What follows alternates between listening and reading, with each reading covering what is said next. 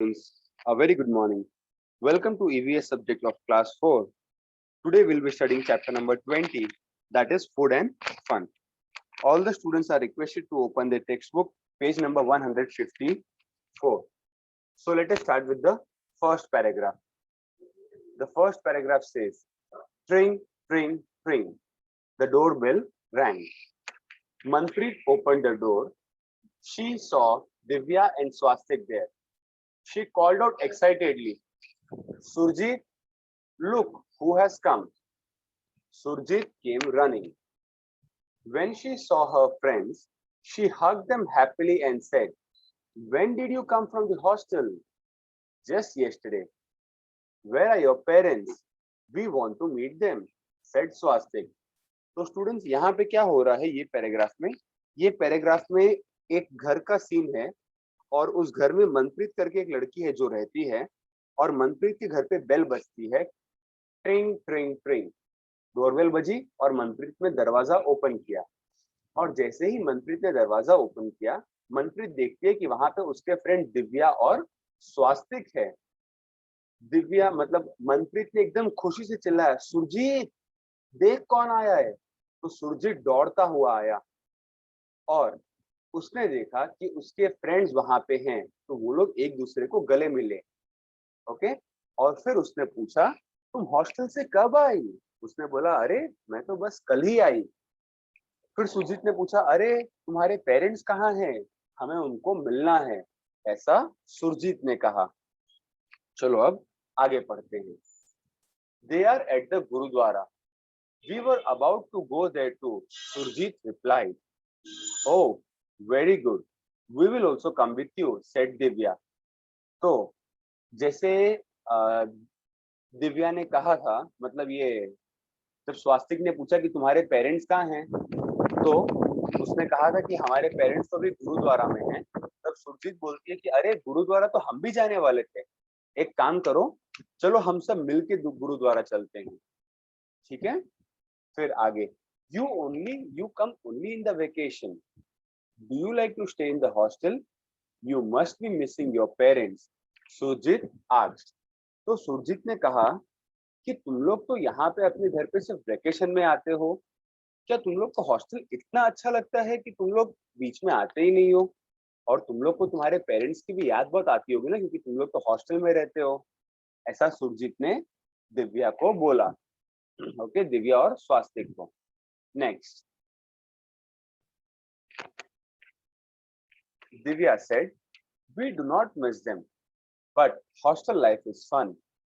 Even if we don't always like the food, we enjoy eating together with all the children." तो दिव्या ने बोला, "नहीं, ऐसा नहीं है कि हम हमारे पेरेंट्स को याद नहीं करते या हम हमारे पेरेंट्स को मिस नहीं करते, हम उन्हें मिस तो करते हैं। पर तुम्हें पता है हॉस्टल लाइफ जो होती है ना, वो हॉस्टल लाइफ बहुत ही अच्छी होती है। और कभी कभी क्या होता है, हॉस्टल में है ना, खाना अच्छा नहीं बनता है, पर उसके बावजूद भी हमें खाना अच्छा लगने लगता है। क्यों? क्योंकि हम लोग वहां पे खाना सब मिल के खाते हैं, सब फ्रेंड्स लोग साथ में मिल के खाते हैं। तो उसमें खाना कैसा है, खाना कैसा बना है, हम ये सब की हमारा ध्यान ही नहीं जाता। जैसे आप इमेजिन करो स्टूडेंट्स कि आप क्लास में पढ़ रहे हो और आपके सारे फ्रेंड्स हैं। ठीक है, अब आपकी टीचर जो आपको पढ़ा रही है वो आपको अच्छा लग रहा है कि नहीं अच्छा लग रहा है, पर तब भी हम वो चीज एंजॉय करते हैं क्योंकि हमारे फ्रेंड्स हमारे साथ में हैं। अब आप इमेजिन करो कि आप क्लास में अकेले पढ़ रहे हो। जैसे कभी कभी ऐसा होता है कि हम ट्यूशन जा रहे हैं। अब ट्यूशन में नॉर्मली क्या होता है, बहुत कम बच्चे रहते हैं, तो टीचर जब हमें पढ़ाती रहती है वही लेसन जो स्कूल में पढ़ाया है, पर तब भी हमें ट्यूशन में उतना पढ़ने में मजा नहीं आता। तो ऐसा क्यों होता है? नॉर्मली आप जब स्कूल में रहते हो तो आपके सब बच्चे, आपके सब फ्रेंड्स आपके साथ में रहते हैं, तो इसके लिए आपको मजा आता है। पर वही सेम चीज आपको जब ट्यूशन वाली टीचर पढ़ाती है तो आपको वो चीज का उतना एंजॉयमेंट, उतना मजा नहीं आता। क्यों? क्योंकि आप अकेले रहते हो, आपके फ्रेंड्स ज्यादा वहां पे नहीं रहते। तो ऐसा ही दिव्या और स्वास्तिक ने भी कहा कि हम जब हॉस्टल में रहते हैं तो हम हमारे पेरेंट्स को मिस करते हैं, और उतना पता नहीं चलता।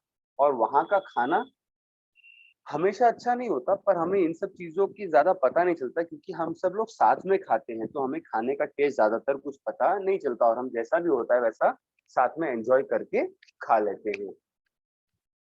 फिर आगे, You know, when someone in our hostel gets homemade food, we all rush to their rooms.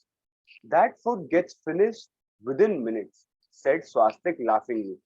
तो फिर स्वास्तिक ने और क्या बोला? स्वास्तिक ने बोला कि तुम्हें पता है, हॉस्टल में जब भी कोई घर का खाना लाता है ना, तो जैसे ही वो घर का खाना लाया है, सबको पता चलता है, सब लोग उसके रूम में भाग के जाते हैं और कुछ मिनट में ही उसका पूरा का पूरा खाना खत्म हो जाता है। अब आप सोचो स्टूडेंट्स, ऐसा क्यों होता होगा कि तुरंत घर का खाना खत्म हो जाता है? नॉर्मली आप जब देखो, आप जब बाहर घूमने जाते हो, आप जब 2-3 दिन बाहर घूम के आते हो, उसके बाद आप जब घर में आते हो तो आपको कितना अच्छा लगता है ना? हमें लगता है कि हाश घर जैसी तो कोई जगह नहीं है।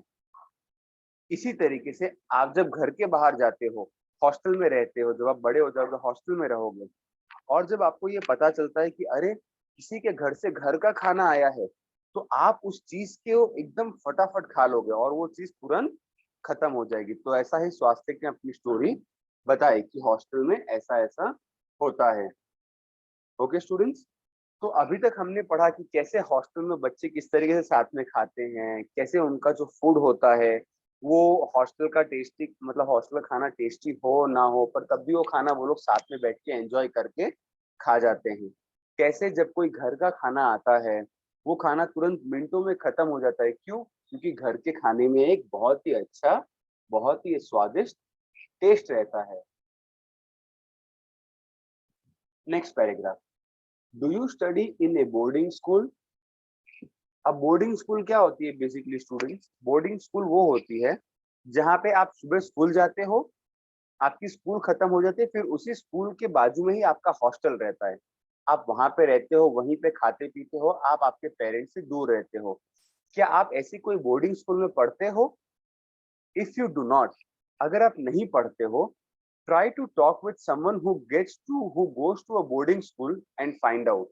तो अगर आप ऐसे बोर्डिंग स्कूल में नहीं पढ़ते हो, तो आप किसी ऐसे बच्चे से बात करो जो बोर्डिंग स्कूल में पढ़ता है, और आप उससे पूछो कि बोर्डिंग स्कूल में क्या क्या होता है, उसको क्या अच्छा लगता है, उसे वहां पे क्या प्रॉब्लम होती है। और ये सभी जो क्वेश्चन आपके सामने स्क्रीन पे दिए गए हैं, ये सभी आप उससे डिस्कस करो। ओके, तो आओ अब हम आगे बढ़ते हैं। अब जैसे कि वो लोगों ने बात किया था, स्वास्तिक दिव्या ने, कि तुम्हारे पेरेंट्स कहाँ हैं, तो उसने कहा gurdwara.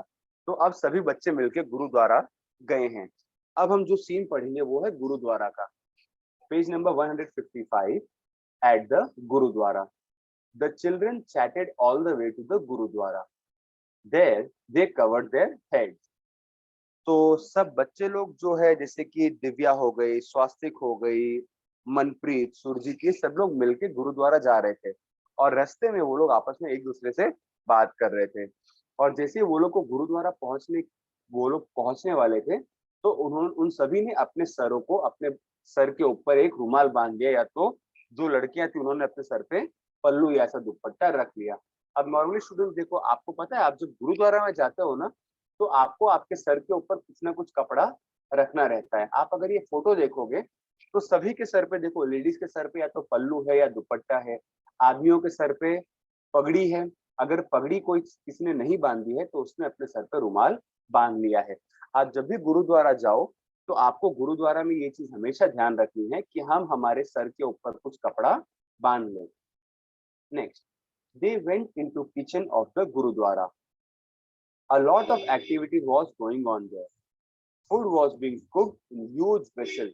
On one side, the chana and urad dal was boiling. तो अब सभी बच्चों ने रुमाल बांध के अपने सर पे, सभी बच्चे गुरुद्वारा के अंदर किचन में चले गए। और किचन में उन्होंने क्या देखा कि वहां पे बहुत सारी एक्टिविटी हो रही है, वहां पे बहुत सारा काम हो रहा है। बड़े बड़े बर्तनों में, मतलब ह्यूज वेसल, वेसल का मतलब होता है बर्तन, बड़े बड़े बर्तन में खाना को पकाया जा रहा था। Next, on one side the chana and urad dal was boiling. एक तरफ चना बन रहा था और एक तरफ उड़द उड़द की दाल बन रही थी। नॉर्मली स्टूडेंट्स, गुरुद्वारा में आप कभी भी जाओगे ना, जब भी खाने का टाइम होगा, तो आप उसके किचन में देखोगे कि बहुत बड़े बड़े वेसल्स में, बहुत बड़े बड़े बर्तन में खाना वहां पे पकाया जाता है। क्यों? क्योंकि गुरुद्वारा में नॉर्मली क्या होता है, वो लोग है ना लंगर करते हैं। लंगर का मतलब क्या होता है स्टूडेंट्स? जहाँ पे आप लोगों को खाना खिलाते हो, फ्री में सेवा देते हो। तो ऐसे गुरुद्वारा में लंगर बहुत ज्यादा चलता है, और जब लंगर चलता है, जब लोगों को पता चलता है कि हाँ आज यहाँ पे लंगर का प्रोग्राम है, तो बहुत सारे ऐसे लोग जिनके पास खाने पीने की सुविधा नहीं है, वो लोग आके लंगर का प्रसाद खाते हैं। Next, in another vessel the cauliflower and potato vegetable was being made. There is your papa Surji, let us go and meet him, Swastik said. तो एक तरफ एक बर्तन में उड़द की दाल और चना बन रहा था, और दूसरे वेसल में मतलब दूसरे बर्तन में कॉलीफ्लावर मतलब फूल गोभी और आलू बन रहा था। उसके बाद स्वास्तिक ने कहा, अरे सुरजीत, वो देखो वो रहे तुम्हारे पापा, चलो हम लोग तुम्हारे पापा को जाके मिलते हैं। What are you doing here? Manjeet Singh was happy to see the children. तो जो सुरजीत हैं, सुरजीत के पापा का नाम है मंजीत सिंह।